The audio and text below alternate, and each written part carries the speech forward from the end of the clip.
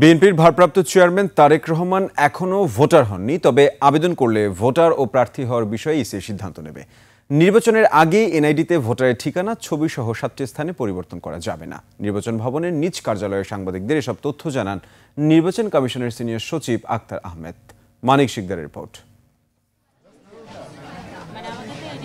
Roadmap অনুযায়ী আগামী ফেব্রুয়ারিতে ত্রয়োদশ জাতীয় সংসদ নির্বাচন, সেই লক্ষ্য নিয়ে ইসি ব্যাপক প্রস্তুতি নিয়েছে।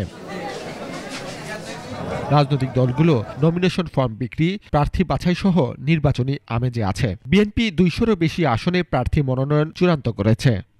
সেই তালিকায় বিএনপির ভারপ্রাপ্ত চেয়ারম্যান তারেক রহমান বগুড়া 6 আসনে প্রতিদ্বন্দ্বিতার জন্য দল থেকে নমিনেশন পেয়েছেন। যদিও তারেক রহমানের নাম ভোটার তালিকায় নেই, তাহলে তিনি কি করে প্রার্থী হবেন?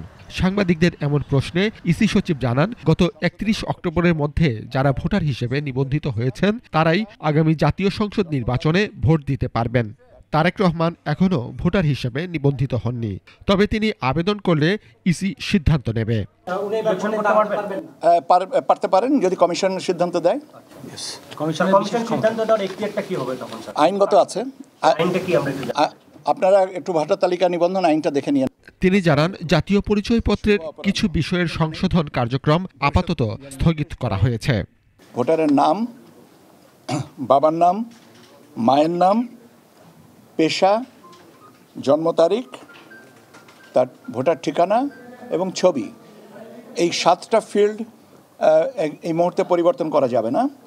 আমরা ভোটার তালিকাটা ফাইনাল করার পরে কমিশনের সিদ্ধান্ত নিয়ে যদি ওপেন করা যায় এই 7টা ফিল্ডেও সংশোধনের প্রস্তাব আমরা বিবেচনা করব। পোস্টাল ব্যালটে প্রবাসীদের ভোট দেওয়ার নিবন্ধনের সময়সীমা 1 সপ্তাহ বাড়িয়ে 25 ডিসেম্বর পর্যন্ত করা হয়েছে বলেও জানান আক্তার আহমেদ। এখানে আমাদের যে স্ক্রিন আছে, এখানে আপনারা নিয়মিত দেখতে পাচ্ছেন যে আমাদের প্রগ্রেসটা কিভাবে।